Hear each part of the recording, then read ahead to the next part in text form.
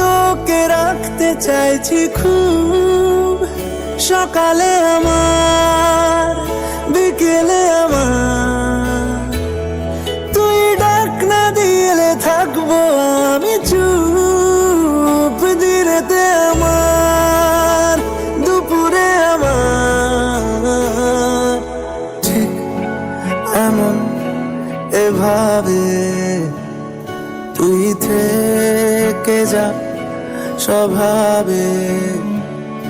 আমি বুঝেছি ক্ষতি নেই, আর তুই ছাড়া গতি নেই।